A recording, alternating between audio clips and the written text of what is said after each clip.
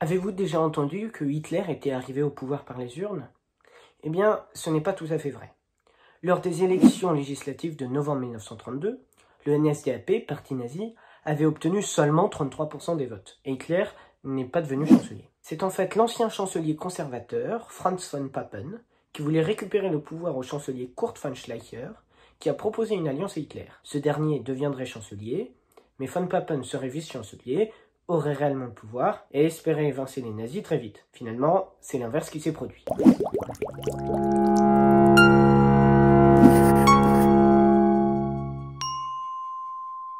Bienvenue sur le 5e épisode de l'histoire de A à Z. Aujourd'hui, intéressons-nous à l'Allemagne, le pays européen le plus peuplé après la Russie et la première puissance économique du continent. Elle partage des frontières avec les Pays-Bas, la Belgique, le Luxembourg, la France, la Suisse, l'Autriche, la République tchèque, la Pologne et le Danemark. Je passerai très vite sur les deux guerres mondiales et sur la guerre froide parce que vous savez déjà probablement tout. Les ancêtres des Germains sont arrivés de Scandinavie entre l'an -1000 et -500. Ils cherchaient des régions plus chaudes lors d'un refroidissement climatique. Les Germains vivaient dans des tout petits villages ou des hameaux, dans de très longues maisons de bois qui faisaient jusqu'à 60 mètres de longueur. Ils élisaient leur chef par un conseil des sages. Les Romains les décrivent comme proches de la nature, tatoués et aux cheveux roux. L'empereur Auguste envahit la rive est du Rhin à la fin du 1er siècle avant Jésus-Christ. Et les Germains s'unifient derrière Arminius, qui écrase les Romains à la bataille de la forêt de Teutobourg en l'an -9, empêchant la romanisation et la latinisation de la Germanie. C'est une sorte de Vercingétorix allemand, mais il est devenu un symbole du nationalisme allemand à la fin du 19e siècle. Mais la Germanie n'est qu'une création des Romains et elle abritait plein de peuples différents. Au 1er siècle après Jésus-Christ, les Romains construisent d'ailleurs les limes, matérialisation de la frontière germanique avec plus de 70 places fortes et 900 tours de guet. Au 3e, 4e siècle, les Germains se déplacent vers l'ouest. Parfois, ils se contentent de remplacer les élites, parfois, ils s'approprient les terres. C'est d'ailleurs à ce moment-là qu'ont lieu les deux mutations consonantiques qui ont séparé les langues germaniques des autres langues indo-européennes, donnant naissance aux sons caractéristiques de l'allemand, comme le pfe, re ou tse. Au 4e et 5e siècle, les Huns poussent les Germains à l'ouest du Rhin, qui est traversé le 31 décembre 406 par des Vandales, des Suèves et des Alains. Émerge une nation principale, les Francs, qui sont christianisés après le baptême de Clovis en 496. Le droit germanique est codifié pour la première fois à travers le bréviaire d'Alaric et le Pactus Legis Salicae, loi salique, qui, pour la première fois, instaure une justice publique. Ces sociétés sont en général divisées en 3 castes que les Saxons appellent Edilingi, nobles, Freelingi, libres, et Lazzi, affranchis, qui sont à l'origine du système féodal d'Europe occidentale. Les Saxons tiennent également un conseil annuel à Marklo, où ils envoient 12 représentants de chaque Gau, ou région, pour voter leurs lois et élire leur chef de guerre. Charlemagne, roi des Francs, conserve leur territoire entre 772 et 804, puis celui des Bavarois, et force ces nouvelles populations à se convertir au christianisme. En 843, au traité de Verdun, ses petits-fils se partagent le royaume en 3, la Francie orientale devenant l'ancêtre de l'Allemagne actuelle. Mais elle abrite une myriade de peuples, ce qui explique que selon les langues, l'Allemagne porte des noms de peuples différents. Germany, en anglais, vient des Germains. Allemagne, en France, vient des Allemands. Deutschland, en allemand, vient de Dutisk, qui désignait des Germains nordiques. Saksa, en finlandais, désigne les Saxons. Nemeško, en tchèque, vient d'un mot slave qui signifiait étranger. Et Teutonia, en ancien italien, venait des Teutons. La vie quotidienne des Germains évolue peu de l'Antiquité au Moyen-Âge. Ils ne construisent aucune ville et pratiquent beaucoup l'élevage, fumant la viande pour la préserver. Ils cultivent également le seigle, sur lequel se développent des champignons qui répandent des maladies comme l'ergotisme, qui brûlait les pieds et les mains. Othon Ier, qui est élu roi de Francie orientale en 936, repousse les envahisseurs magyars à la bataille du Lerfeld en 955. Il est alors nommé protecteur de l'Église et se fait sacrer empereur par le pape Jean XII en 962. Il fonde ce qui deviendra le Saint-Empire romain germanique. Mais pour lui, il ne s'agit que de la restauration de l'Empire romain. Il octroie au pape le privilegium Ottonianum, lui apportant sa protection, et en échange, la nomination du pape doit être validée par l'empereur. Othon instaure également le Reichskirchensystem, le système ecclésiastique de l'Empire, donnant le pouvoir temporel, c'est-à-dire administratif, aux évêques, qu'il nomme lui-même, ce qui lui permet à la fois de contrôler l'Église et de rivaliser avec les grands-ducs. Mais l'influence de l'Empire sur l'Église diminue. Et au XIIe siècle, l'empereur Frédéric Ier Barberousse le renomme Sacrum Imperium, Saint-Empire, pour marquer son indépendance de Rome. Et alors que les Européens se lancent dans des croisades en Palestine, Barberousse entame l'Ostsiedlung, la colonisation germanique de l'Europe centrale et du Nord, pour convertir les Baltes et les Slaves au christianisme, souvent avec l'aide des chevaliers teutoniques. À la mort de Frédéric II en 1250, aucun empereur n'est élu pendant 20 ans, ce qui renforce les pouvoirs locaux. En effet, l'Empire est composé de plusieurs centaines d'États qui possèdent leur propre monnaie et parlent parfois des dialectes très différents. En 1241, les marchands d'Hambourg et Lübeck forment une alliance, la Ligue hanséatique. Ils effectuent en 1280 un embargo sur la ville de Bruges afin d'obtenir des privilèges pour établir un comptoir commercial. D'une anse de marchands, elle devient alors une association de villes autonomes, de Bruges en Belgique jusqu'à Novgorod en Russie, bénéficiant de privilèges urbains accordés par l'empereur et gérés par leurs riches marchands. En 1338, le pape Jean XXII refuse de reconnaître le nouvel empereur Louis IV. Les princes électeurs, réunis à Reims, affirment alors leur indépendance vis-à-vis du pape pour élire l'empereur. Et en 1356, l'empereur Charles IV promulgue la Bulle d'Or, sorte de constitution de l'Empire. L'empereur est désormais élu par 7 électeurs, 3 religieux, les archevêques de Trèves, de Mayence et de Cologne, et 4 laïcs, le roi de Bohême, le comte palatin du Rhin, le duc de Saxe et le margrave de Brandebourg. C'est alors que la peste noire décime l'Europe. De 1349 à 1351, 20% de la population de l'Empire meurt, ce qui est fait, mais plus de 50% de la population urbaine, notamment à Hambourg et à Brême. Les Juifs sont souvent accusés d'empoisonner les puits et sont victimes de nombreux pogroms. Le nom de Saint-Empire romain germanique apparaît au XVe siècle. Le Saint-Empire est gouverné par un Reichstag, diète en français, qui réunit 3 collèges. Les 7 princes électeurs, plus de 300 princes et prélats, et plus de 80 villes libres. Le 31 octobre 1517, un moine augustin, Martin Luther, placarde ses 95 thèses sur la porte de l'église de Wittenberg, dans lesquelles il critique notamment les indulgences, c'est-à-dire le fait que les chrétiens puissent racheter leurs péchés en faisant des donations à l'église. Luther est excommunié et est banni du Saint-Empire en 1521. Ses idées sont résumées dans la Confession d'Augsbourg, rédigée par Philippe Mélanchthon en 1530, et repose sur 3 principes. Sola scriptura, une seule écriture, sola gratia, une seule grâce, et sola fide, une seule foi. Ce qui signifie que la Bible est la seule autorité religieuse, que seule la volonté divine et non l'Église assure le salut des âmes, et que la foi est une conviction intime. Seront ajoutés 2 principes, solus Christus, tous les hommes sont prêtres, il n'y a pas besoin d'intercesseurs, et soli Deo Gloria, seul Dieu est sacré, donc il ne peut pas y avoir d'autres cultes, notamment des saints.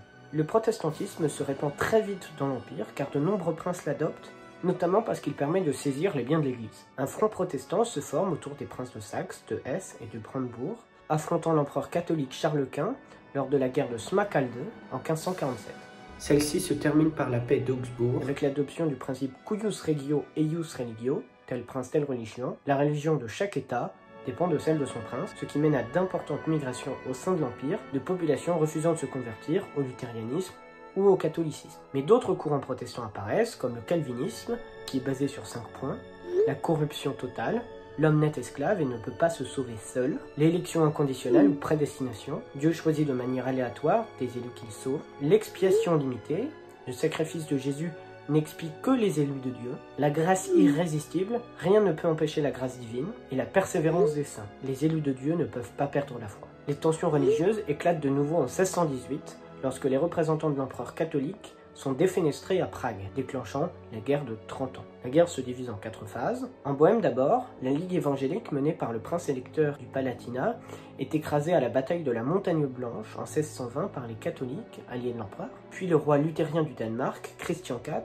intervient en 1625 dans l'Empire pour étendre son influence, mais il est repoussé par Wallenstein, un mercenaire au service de l'empereur. En 1630, un autre souverain luthérien, le roi Gustave Adolphe de Suède, envahit la Poméranie dans le nord de l'Allemagne, puis la Saxe, et entre à Munich. Il est alors loin de ses bases, et Wallenstein lui coupe ses arrières, et Gustave Adolphe est tué à la bataille de Lutzen en 1632. Et les Suédois seront vaincus en 1635 à Nördlingen. Enfin, 4e phase, le cardinal de Richelieu, certes catholique, mais inquiet de l'influence des empereurs Habsbourg, lance la France dans la guerre de 30 ans, dont elle sort victorieuse en 1648. Cette année-là, les traités de Westphalie affaiblissent l'Empire, qui est divisé en plus de 350 micro-États. Surtout, les principes de souveraineté intérieure et de monopole de la violence légitime sont adoptés, ce qui anticipe l'État moderne. L'Allemagne est ravagée et ruinée après 30 ans de guerre, et la bourse de Francfort sert alors d'échange des dettes publiques et des monnaies, et en 1642 est d'ailleurs imprimé le premier tableau de change du monde.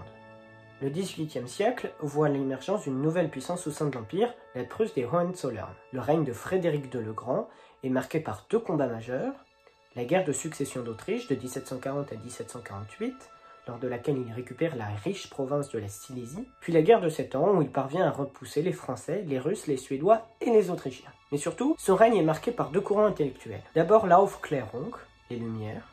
Des auteurs comme Lessing, Kant ou Moses Mendelssohn défendent la pensée rationnelle, la tolérance religieuse et l'anthropocentrisme. Puis le Sturm und Drang, littéralement tempête et passion, mouvement romantique allemand, se diffuse après la publication des Souffrances du jeune Werther par Goethe en 1774. Pour eux, la liberté est la valeur cardinale et la passion est plus importante que la raison. Ils cherchent une inspiration médiévale, proche de la nature, ainsi que la spontanéité et le génie. En 1806, après sa victoire à Austerlitz, Napoléon force l'empereur à abdiquer et met fin au Saint-Empire. Lors du congrès de Vienne, après la chute de Napoléon en 1815, est créée la Confédération germanique autour de 39 États. La révolution industrielle va vite gagner l'Allemagne, qui connaît un boom économique autour de 4 industries, les chemins de fer, la métallurgie, les mines de charbon et la sidérurgie, avec le développement de villes entreprises comme les usines Krupp à Essen. L'Allemagne vend ses produits à bas prix, et le Made in Germany devient le Made in China de la fin du 19e siècle. Pour protéger le développement de son économie, la Confédération adopte le Zollverein en 1834, la toute première union monétaire. Le Vormärz, période de 1815 à 1848, est également marqué par la montée d'une fièvre nationaliste libérale, c'est-à-dire insistant sur la liberté de l'individu et de la nation. Le mouvement de la Jeune Allemagne organise la fête de Hambach en 1832 avec près de 30 000 participants. Ces mouvements culminent avec la révolution libérale de 1848 à Berlin qui échoue. De nombreux réfugiés politiques s'enfuiront aux États-Unis, de même que des millions de familles fuyant la paupérisation des villes inadaptées à l'exode rural massif. Ce sont notamment ces immigrés qui apporteront le hamburger. En 1862, Otto von Bismarck devient ministre-président de Prusse et il explique lors de son discours dit du fer et du sang que l'unification allemande ne se fera que par la guerre. Il récupère le Schleswig en 1864 à l'issue de la guerre des duchés avec le Danemark, puis crée la Confédération d'Allemagne du Nord, indépendante de l'Autriche, à l'issue de la guerre austro-prussienne en 1866, et enfin annexe l'Alsace et la Moselle après la guerre franco-prussienne de 1870. L'Empire allemand est alors proclamé à Versailles le 18 janvier 1871. Bismarck mène ensuite un combat contre l'Église catholique, le Kulturkampf, qui se solde par un échec, et en 1878, il change de priorité en faisant adopter les lois antisocialistes. En effet, 3 ans plus tôt, au congrès de Gotha avait été créé le SAP, Sozialistische Arbeiterpartei Deutschlands, parti de compromis qui unifiait les mouvements socialistes révolutionnaires et social-démocrates. Bismarck, qui cherche à affaiblir les socialistes, crée alors une assurance maladie en 1883, une assurance contre les accidents du travail en 1884, puis une assurance vieillesse en 1889. À la fin de la Première Guerre mondiale, qui fait 2,5 millions de morts en Allemagne, l'empereur Guillaume II abdique le 9 novembre 1918. Karl Liebknecht et Rosa Luxembourg créent le Parti communiste allemand, KPD, en décembre, et lancent la révolution spartakiste, réprimée par la toute jeune République dite de Weimar. L'Allemagne doit signer le traité de Versailles en 1919, perdant ses colonies ainsi que ses territoires orientaux et l'Alsace-Moselle, acceptant la responsabilité de la guerre ainsi que le paiement de très fortes réparations. C'est là, alors qu'il n'y a quasiment pas eu de combat sur le sol allemand. Et cela donne l'impression à de nombreux Allemands d'avoir été trahis. Ils accusent alors la République et les Juifs d'avoir trahi la patrie, c'est le Dolchstoßlegende, la légende du coup de poignard dans le dos. Mais la République de Weimar, c'est aussi une république des arts, avec le Bauhaus, la fin de l'expressionnisme et la nouvelle objectivité. En 1923, la France occupe la Ruhr, principale région industrielle allemande. Une grève générale est déclenchée, mais le gouvernement de Berlin continue de payer les ouvriers en imprimant des millions de billets. Les prix explosent. De 4,2 marks à 1 dollar, on passe à 4200 milliards de marks pour 1 dollar en près de 10 mois. Les prix changent toutes les heures, les ouvriers sont payés 2 fois par jour. Puis quelques années plus tard, la crise économique de 1929, venue des États-Unis, fait plus de 14 millions de chômeurs en Allemagne. C'est dans ce contexte qu'Hitler arrive au pouvoir en 1933. Il mène une politique de Gleichschaltung, mise au pas, interdiction des partis politiques, encadrement de la population, avec les Hitlerjugend pour les garçons et les Bund Deutscher Mädel pour les filles, incitant à la délation et faisant jouer la concurrence entre les administrations pour arrêter le plus d'ennemis du régime ou de juifs. Les femmes sont exclues de la vie politique et le NS-Frauenschaft promeut l'idéal de la femme nazie, une femme forte, qui travaille, c'est une main-d'œuvre pas chère, mais surtout qui fait des enfants. Le maquillage, qui est jugé superflu, est complètement interdit. En mars 1938, l'Autriche est annexée, puis les Sudètes en octobre, la Bohême-Moravie en mars 1939, et enfin la Pologne le 1er septembre 1939, déclenchant la Seconde Guerre mondiale. À l'issue de celle-ci, l'Allemagne est divisée en 4 zones d'occupation, soviétique, américaine, britannique et française. De même pour Berlin, qui est pourtant en plein milieu de la zone soviétique. En 1948, Staline décide de faire un blocus de Berlin qui dure plus de 11 mois, ce qui conduit à l'unification des zones à l'ouest et à la création de la République fédérale allemande le 23 mai 1949, puis de la République démocratique allemande à l'est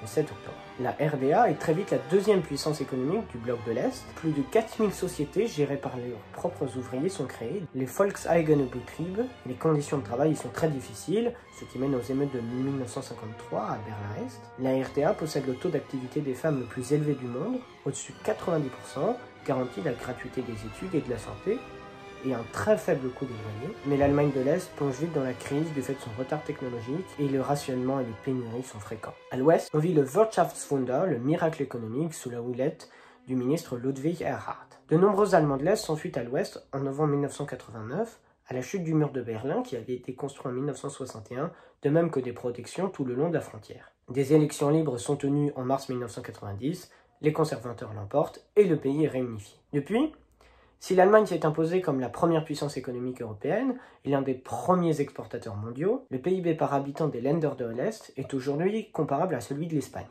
Voilà, c'est tout pour aujourd'hui, j'espère que ça vous a plu. Rendez-vous dans la prochaine vidéo sur l'histoire d'un premier micro-État, Andorre.